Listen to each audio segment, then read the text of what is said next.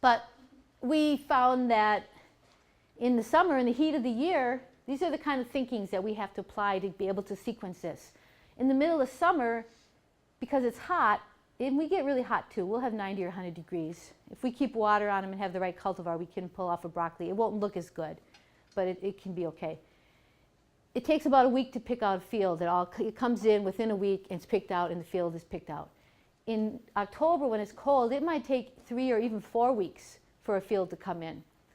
And in fall, we sell more broccoli. People eat more broccoli when it's cold. When it's hot, they want watermelon and sweet corn. So it affects how much we're going to sell.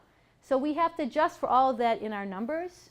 So you can see how we're planting 4,000 every week in the middle of summer, and it's coming in just sort of perfect and providing our markets. We get into these late plantings. Our last planting is August 4th. We planted twice that week, 28,000 plants in a week instead of 4,000. And it's going to just come in really slow because it's going to be cold in our Octobers and we're going to sell more. So we adjust it that way. You can see how long it took to harvest that for when it came in. And we always work backwards. We say what date we think we're going to pick it, expect to harvest it, so then when do we want to plant it, then how many do we need? So you kind of work that backwards to figure that out. This is a great example of why record keeping is so crucial. You know, record keeping is like brushing your teeth. You know, it has about the same rewards. If you didn't brush your teeth, you would have some problems, right? And it doesn't take long to brush your teeth. A couple minutes every day is probably a habit. Is there anyone here that doesn't have this habit down, brushing your teeth? No, hands up in the air. Yeah. So how many of you could improve your records? A few of you. So you just think of it like brushing your teeth. It doesn't take long. It really doesn't take any longer than brushing your teeth. And like brushing your teeth, you go in the bathroom and you know where the toothbrush is, right? Everyone keep your toothbrush in the same place every day, or do you move it around? Some days it's in the kitchen, some days it's next to your bed. I actually have one in my car, actually. But you know, you keep your records in the same place and you make a habit. You know, most people brush their teeth before bed. If they don't do it at lunch, they at least do it before bed.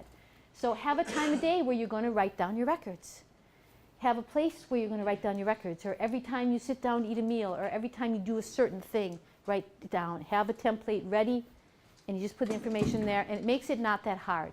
So keeping records on your crop production, what day you picked it, how many you planted. Then when you have to go back, within a couple of years' data, you can get these sequences really tight. But if you don't have the data for your farm, and you know, it's going to be different on every farm. See, that's what it's like. We picked broccoli in the snow on our farm. That's Minnesota, you know. Don't come up there. It's really tough. But here in Kentucky, you probably can grow greens in the winter, high tunnels. Any of you have high tunnels?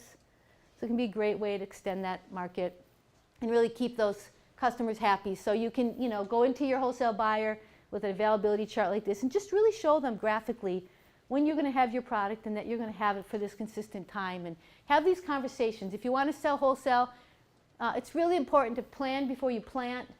You know, my opinion is nothing should be planted if you don't know what the market is, unless it's experimental and educational. But if you are planting something, you should know what that market is.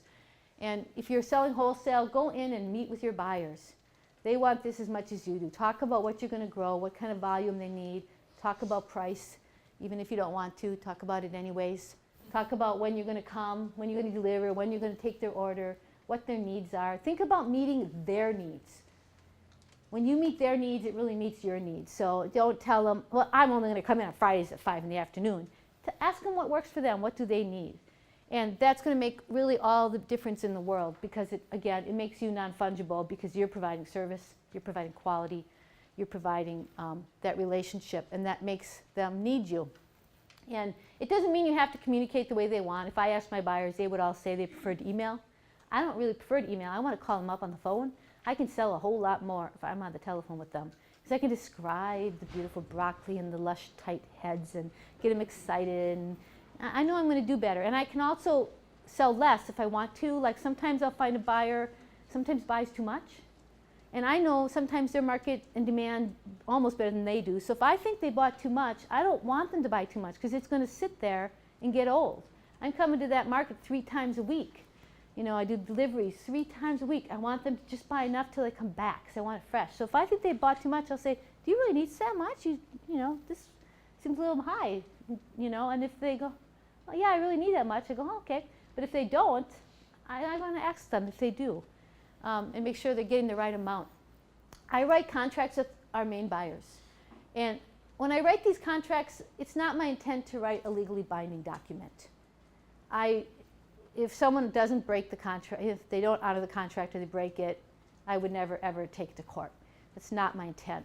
My intent is to create a mutual understanding that's transferable to the next buyer. So we sit down, we have a meeting, we discuss the last year. I bring them a spreadsheet from their past sales. They can see what happened before, talk about their needs and what we're going to do in the future. And then the contract basically says that I'm going to deliver a certified organic product, blah, blah, blah. What I'm going to do, I'm not going to go then sell it to someone else. I'm going to commit to this buyer. And they commit to me being their primary source during the growing season for that product.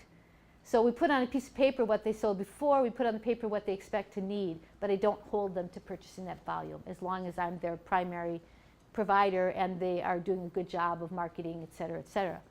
But you might not want to sign a contract. Sometimes you maybe don't have enough experience at a crop, and I wouldn't sign a contract if you don't know you can deliver the goods, because then you burn your bridges and you come back later after you are experienced and they don't want to buy from you because you failed at your first attempt. So I would avoid a contract before you have experience. Or they might not want to write a contract. They might not be comfortable with that. If they don't or you don't, at least write down what you talked about, put it on a piece of paper and show it to them and say, do we have a mutual understanding here? So that because people can have the same conversation. Isn't it funny how that works? You have a conversation, then later, no, you said that. No, you said that. And you don't agree on what you said. So just writing it down and just handing it to them and making sure you agree on what you at least said at that moment. And it can be very helpful if your buyer leaves and you all of a sudden are dealing with a new buyer in the middle of your growing season. You can walk in and say, I met with so-and-so this winter and they asked me to grow this. This is our history. And it can really make that go a lot easier when you have to work with that new buyer. So let's talk about packing and standards and grading, because this is probably what I see as one of the #1 issues preventing farmers from being successful is when they don't really understand the market's demands and expectations. Because a lot of farmers will say, they're standing there sorting, you got your product there and they're sorting the product, putting in the boxes, and they get one with a little spot or something wrong, and they go, well, I would eat that. You put it in the box. Oh yeah, I'd eat that one. That looks pretty good. Put in the box. The question is not would you eat it. It's would you buy it. And you might think, well, I don't really care if one onion's bigger and this one's smaller and this one's this size or this one's got a little misshape. It still tastes the same. That's what you think when you're packing the box, because you're thinking like a farmer. You're thinking about all the work you did. But when you're in that store buying it, you don't think like a farmer. And you might even think that you don't shop that way. Well, stand in the store and pretend you're watching yourself over your shoulder and watch how you shop, and you'll find, oh, I do buy the biggest onion. I do buy the brightest green head of cauliflower, broccoli. I do shop with my eyes. Customers shop with their senses. They look at how it looks. As human beings, we are attracted to beauty. When we shop, we look for food. We want food to be beautiful. We want it to smell good. That's just how we shop. And so you really want to pack to that. And if you don't pack to that, it may really affect you. Depending on your market, the closer you are to your end customer, on our roadside stand or farmer's market, we're looking that customer in the eye. We have a little more leeway to step outside of the boundaries of uniformity and cosmetic perfection when we're selling directly, or if we're selling it to institutions for processing. I once had this problem. It was during the years when we had 18 properties and we had some land that was so fertile that our potato crop was really literally as big as my foot, every single potato.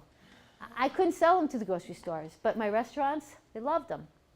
They just were so quick to chop those things up. Unfortunately, I had more than one restaurant could purchase, but that's another story. That's in the book too. But the first question you really ask, is it rotten, diseased, or damaged, or bruised? And if it is, it doesn't belong in any box. I don't care who your market is. You don't put food in that's rotten. At my roadside stand, I have canning tomatoes, for example.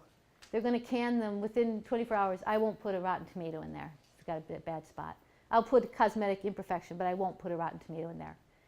And that really should just be your first decision tree question. Is it rotten, bruised, diseased? It's not going to keep. And I set it aside. It doesn't belong in any box that I pack. And then there's the question of cosmetic perfection. And there you're not talking about eating quality, you're talking about how does it look.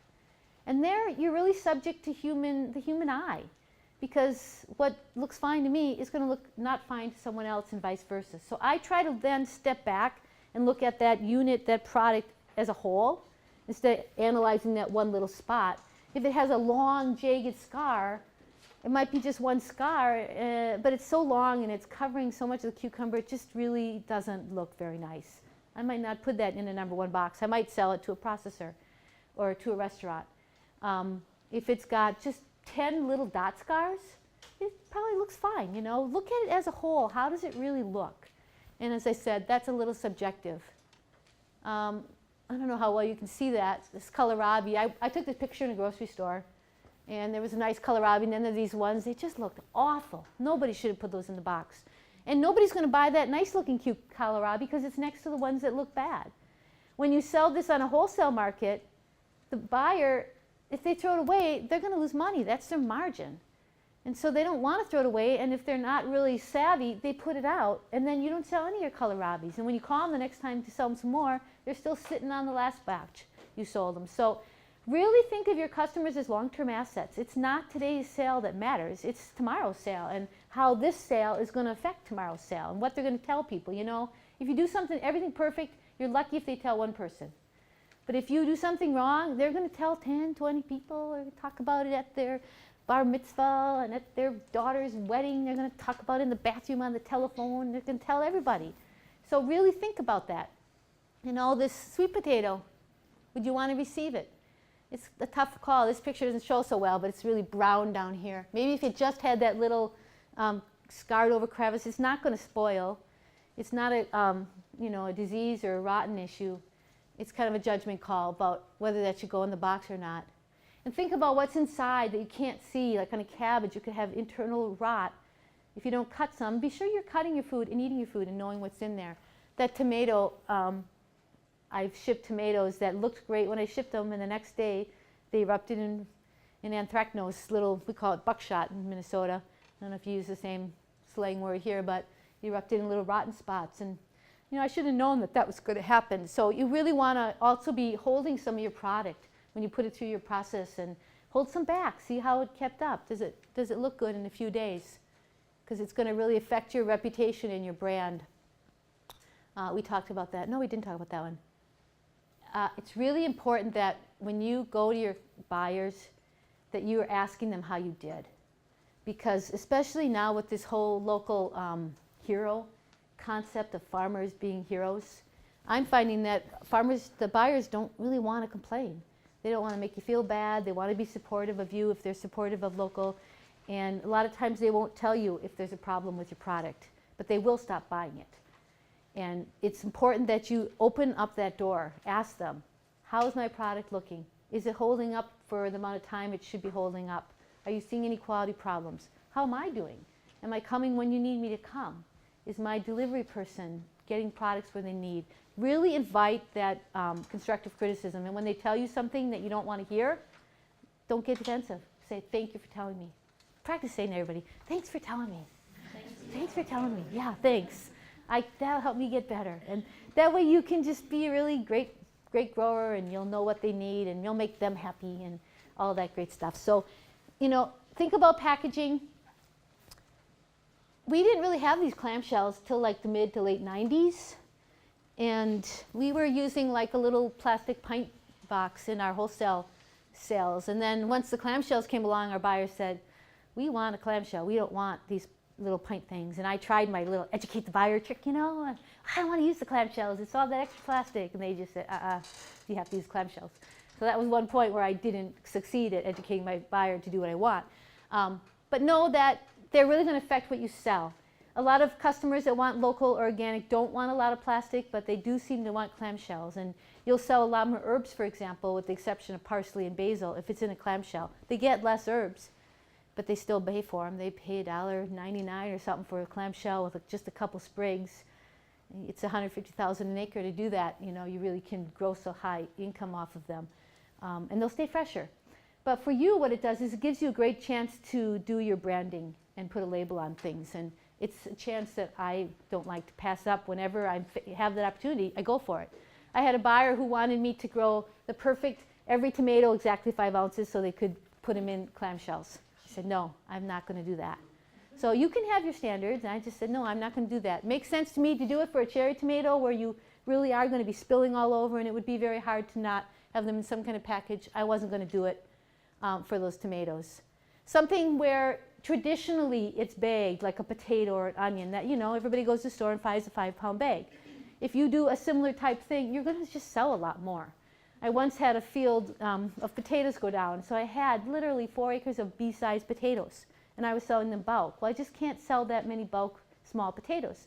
And I packaged them in a little net bag, 1 pound of little potatoes, and I stapled on a cute little Xerox. I copied it at Kinko's. This was in the 80s before people could print them at home. Label with a recipe, and they just flew off the shelves. I really couldn't pack them fast enough. So there's times when those unit packaging can really help. Here's an example in a store of some cardboard pints for potatoes. They didn't sell. They turned green. I took that picture in the store. I asked the buyer how they were selling. She said they're not selling. But I don't want to tell, this is what she said, but I don't want to tell the grower that they're not selling because I don't want to hurt their feelings. So I'm like, well, you're hurting her feelings. You're hurting her business. Tell her, you know, that they're not doing well. So there's a lot of ways you can use labeling to get your name out, you know, whether it's a rubber band. If you have a customer that wants a PLU number, I feel sorry for you, but you might have to deal with it. They might want a PLU number on every single piece of produce that you sell them. And for stores that want that, it's a requirement. You could sell them low quality product. If it's got a PLU number, they're happy. Sell them the best quality in the world, but forget to put the PLU numbers and they will reject it. If that's something that they need it. And you have to give it to them or you can't sell to them. You can buy those PLU numbers already printed as a generic. You can print your own. You can get a little label gun. I don't sell to any customers that need it all the time, so I do have a label gun. If I have surplus that I want to sell to someone that needs it, I just do it with a little sticker like that.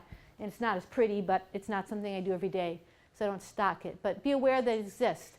Here's an example of our melon program and how we brand. So we get our label on it, our logo, our Gardens of Vegan logo, but then we also put a little dot on it that's the color of that melon.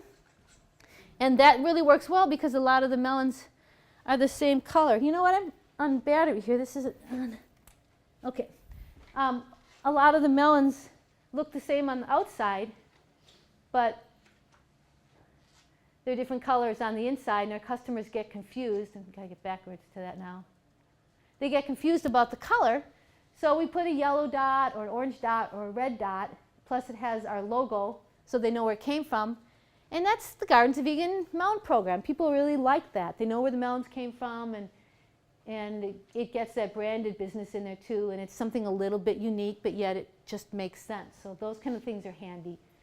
Here's an example of baking carrots with a tip scale. So these are old metal tip scales from Reuter's farm equipment in Michigan, and they make baking carrots really simple. They put the carrots in there. There's a scale on the bottom, which you can't see because of the color of this screen.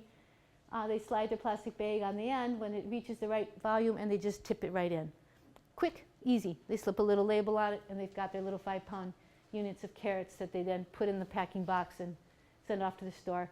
Here's someone packing arugula in plastic bags, and they've pre-labeled the bags, and they're just hand-filling them. They fill a bunch to about what they think is right visually, and then they set it on the scale and make sure it is right and add more if they need to.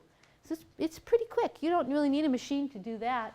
This is actually a really large farm. That farm sells $2 million worth of organic product in our community, and they're doing that by hand. If you sell something by the pound in a set unit like this, it has to be the poundage or more. You cannot be under. So make sure you're using a calibrated and certified scale. It's actually a law that if you sell anything by the pound, it has to be a certified and calibrated scale. So if it's a unit, you have to make sure it's at least that. Here's a great example of baking onions. They're buying the net in a roll rather than individual nets, so it's much less expensive. You can't see it well, but there's a roll there, and she pulls it down and then just cuts the lengths that she wants. And then she will tie that end for the bottom. Just tie it off. There, you can see the roll up there. It's a little dark. Maybe if we turn the row of lights off or something. Yeah, you could try it and see if it helps.